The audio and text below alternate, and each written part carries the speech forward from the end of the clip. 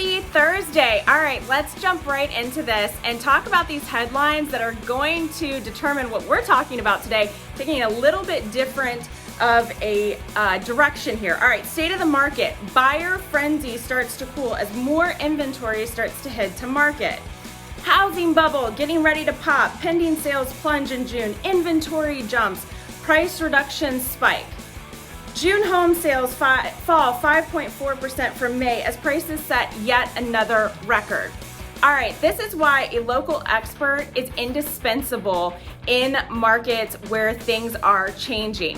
So let's go right into the numbers. So new listings, so in the past week, we're going for the last 7 days, new listings 2413. Is that an increase? Absolutely it is. Yes, and that lines up with those headlines. We are seeing an increase in inventory. This is a good thing, of course, because we want a market of moderation.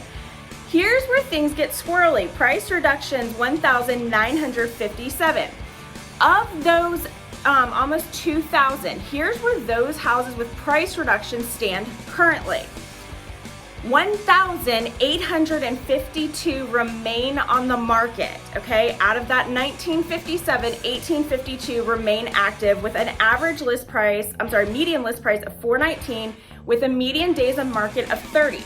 Now, of that 1957 active under contract, meaning pretty much recently went pending, is only 37, and they had an average median list price of 375 with 22 days median on market. Of that 1957, 45 are under contract with a median list price of 350 and 22 days average on market. All right, now let's drop down, and this is why I said this is where those headlines really shift and your local expert matters more than ever. Pending, so all of the ones that are under contract, not active under contract, but pending, 1944. The average list price on those is 379. Now, active under contract, 782 with an average list price of 399. And then you take closings. In the past 7 days, we've had 1,935 closings, and the median list price that turned into sales price on those was 400,000. So how many houses did we actually take off the market in the last week? 4,661. And that doesn't even include the expireds and withdrawals. That is literally taken off the market because they were sold. So how many new listings did we have? 2,413, but off market, 4,661. So do you see where we are changing that news story that we have all this inventory rushing to market? Well, we still have a lot of inventory rushing off the market.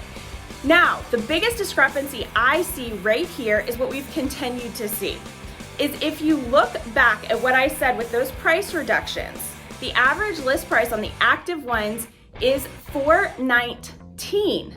Yet, if you look down at the close, the average or median list price on that, 400. So what do we have? We still have a pricing problem. We have unrealistic expectations in the market that prices are still soaring. Now, are they going backwards? No. Are they stabilizing? Yes. So, good things. Now let's talk about withdrawals and expireds for the last week, which are gonna add to the homes that went off the market. 335 voluntarily took themselves off with a median 31 days on the market with a median list price of 479. Now with expired, you had 137 with an average median list price of 469, median days on market 60. So people are only waiting 2 months before they're taking either expired or withdrawing. Interest rates, more good news. Very stable, ticked down a little bit to 5.71%. We'll keep an eye on that as news have hit of the Fed's hiking rates. Now again, that doesn't directly impact mortgages overnight. We really need to keep an eye on that, but stay tuned. And again, local experts matter. So if you want to become an expert on pricing, don't miss Rachel Mooney's class next week. Link below to sign up. And I hope you have a great Thursday, even though it's really yucky outside.